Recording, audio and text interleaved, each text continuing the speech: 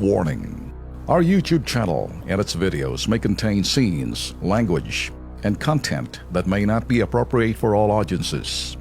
These videos include surveillance footage, undercover pursuit of suspects, actual police and rescue operations, and fearless confrontations. If you do not approve of the content, please do not watch our videos. If you wish to continue, we strongly advise that you proceed with caution. Viewers' discretion is advised.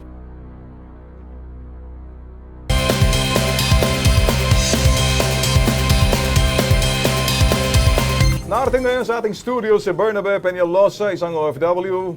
Matapos mag-endo sa Kuwait, pinauwi raw siya ng kanyang employer dahil mag-expire na ang kanyang Kuwait visa na nasa pangalan ng Qanar Company. Problema, yung magre-renew na raw siya dito sa Pilipinas, ayaw siyang i-acknowledge ng Qanar. Pero bago umuwi, nakahanap na raw ng ibang trabaho si Bernabe sa Kuwait. Hindi siya makaalis ngayon dahil walang mag-i-sponsor sa kanyang bagong visa. Ito, hawak ko, Ben. Okay, yung kanyang okay.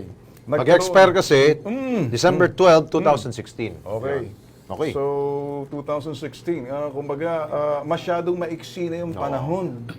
Dapat kasi, kung sino man yung mag-i-sponsor sa iyo, boss, na ako naintindihan ko, ano? Kaya lang masyadong, masyadong dikit na. Ngayon, dapat, kung yung mag-i-sponsor yun, lateral, kung sino yung lilipatan mo, magbibigay sa iyo uli ng panibagong visa to work with them. Ibig sabihin, Ganun po yan. ngayon, kung hindi sila magbibigay, hindi ka pwedeng lumabas ng walang working visa. Baka nagkaroon lang ng miscommunication. Ito'y linawin natin, Lex, sa mga iba pang nanonood sa atin ngayon, nakapareho ng problema. Gusto ko namin tulungan, boss. Kaya lang, yung mag-i-sponsor sa iyo, kasi ang visa mo hanggang December 12 lang. Dapat sinalukan ng bagong kumpanyang na kumbaga lilipatan mo mula Qanar. Eh hanggang ngayon, wala ka pang lilipatan. So ngayon, ang binigyan ka lang ng visa hanggang December 12, itong taon na to. Kung sakaling mga ka-KP, kahalintulad ang inyong problema rito, sana kahit na papano may nakita kayong ito naman ay parang aral or di kaya next time knowledge na hindi kayo malalagay sa alanganin. Boss! Pero to si Bernabe yata, may trabaho ka na, may malilipatan ka. Ang problema siguro dito, ano ba nangyari? Pinauwi ka ng Qanar, ng company mo. Yes. Ito po Kasi yung sila pa rin. Oo. job contract. Okay, may job contract ka ng bago. Okay. Job contract. Okay. Ito. Ngayon, ito.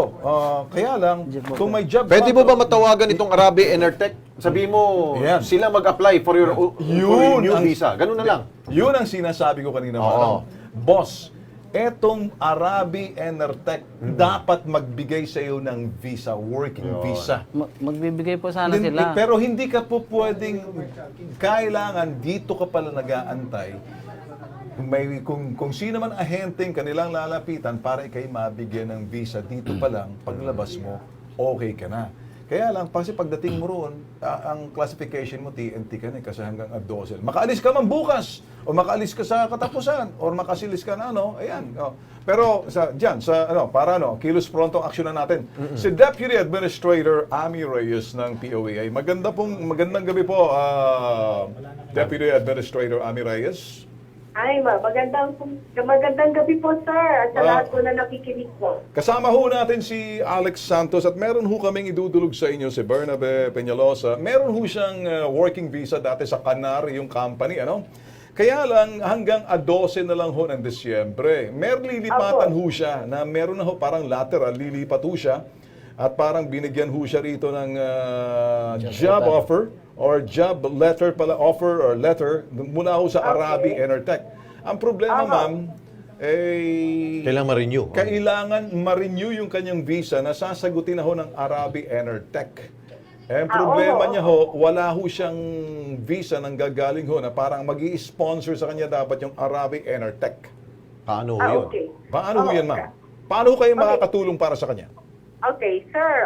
Yes po, Sir Ben. Clarify ko lang po, bali siya po ay nandito na sa Pilipinas. Yes. Opo. Tama po ba? Yes, ma'am. And then he worked po in Kuwait. Yes. Natapos na po yung kontrata niya doon. Tama po ba? yes. And then, May company he's na pinag- he's about- to be employed by another yes, company. exactly. By a new company. Kaya lang nandito na po siya nung nangyari po yun. Oh. At yung visa niya rin ay Hanggang wala na. hanggang December 12 na lang. December na lang po Oh, siya. opo. Ganito po kasi, dahil panibago pong employer yung Yes. papasukan niya at nandito na siya, bali papasok na po siya dun sa tinatawag natin na direct hire po. Ano Yes, po? exactly. So, ibig sabihin, wala pong ahensya. Yeah. Opo. Ngayon, sir, ang ire-request po namin sa worker, ako na dyan po si Nandito po ma'am. Nakikinig ko siya.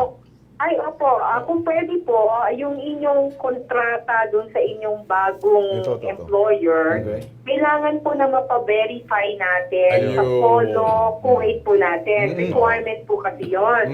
Ang kahalagahan po kasi nun, para pasiguro natin, one, yung existence ng employer, Yes. Okay. yung validity ng kanyang job order, at kung yung kanyang kontrata, yung provisions of contract are in accordance with our Ayun. standard employment Okay. contract Okay. para Alright. sigurado naman na maayos po yung terms of employment. Okay. Ngayon, pag yung kanyang verified contract po, dalhin na po sa amin sa POE Ayan, sige, sa ma'am. second floor. Okay. Apo. Ma'am, Tapos sasamahan- dalhin niya rin po yung kanyang passport. Ngayon, Okay. yung kanyang employer, tutulong yun na ipaayos po yung kanyang visa.